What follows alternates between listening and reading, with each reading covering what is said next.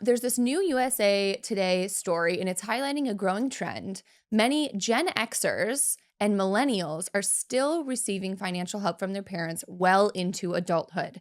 And the headline of this story I thought was so funny from USA Today. It was that Gen Xers are 60 and they are still relying on their parents to help them financially. Honestly, mood. I get it. 60?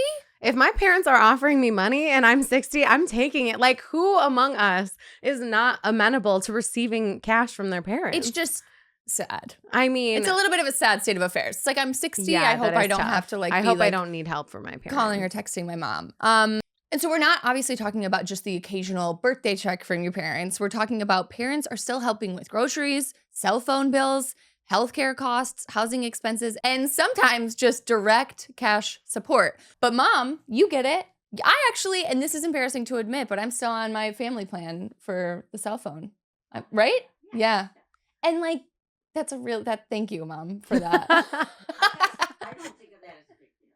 She doesn't think of it as a big deal, but it is a little bit crazy that like. It is, but it isn't. So here's the deal. I actually just took a deep dive into the cell phone plan thing because years ago, I took myself off of my family plan. I'm like, she's an adult. I don't need no man or my mom. Yeah.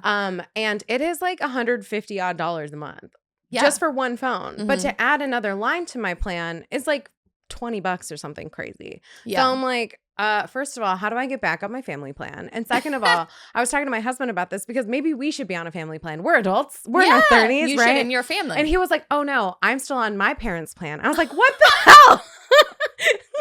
This man is nearly 40 years old. He's still on his parents' plan. And I was like, okay, should we maybe just have our own family plan? Like we're nearly adults. He goes, oh no, it's technically my plan.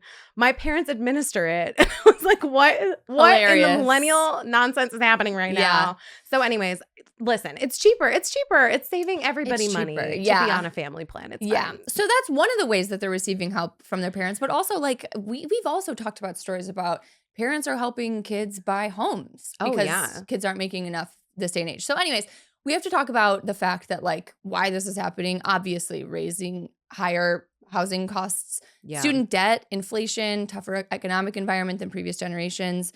And at the same time, families are becoming more financially interconnected, right? Like parents are helping their adult children worry that they will eventually need to help their aging parents. Now, that's a concern I feel like a lot of people have because it's like, oh my God, if I'm still getting help from my parents, how am I going to eventually be the one who is helping? And I always thought when I was younger, it's like, oh, once I turn a certain age, like I'll be able to help my parents a ton. And I can pay for meals and stuff, but I'm not like sending money home for my parents. Absolutely not. So, I mean, that would be amazing if I could, but it's just like, I don't feel like, especially maybe because we're in a big city, it just feels harder to be able to do that or put that in your budget. Oh, yeah. No, absolutely not. Yeah. Also, my parents, my dad lives in California, but my mom lives in the suburbs of Chicago. I'm like, it's cheaper there. She's fine.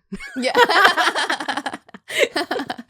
And here's the thing. I do feel like it is great, and I feel very lucky to like have that type of support. But it's just like it's crazy that we have to do this, especially the headline about Gen Xers still relying on financial help from their parents. Yeah, it's like to 60 years old. 60 years old and still needing your parents' help. That's tough. But Yeah. But I guess that's just kind of what it is. I mean, the story really talked about how these families are like just interconnected more financially than we've ever been, So. Yeah. And I mean, listen, I guess like it's good that we're all looking out for each other still. I think people are having fewer kids and like we're still pretty close with our nucleus, like our family nucleus. So I guess like it's good and bad, right? Like it's good that you have a good relationship with your parents. It's maybe not great that you still need their help in your 50s and 60s, but hey, who am I to judge? Yeah. Hey, parents, if you're listening, I will accept your money. Thank you.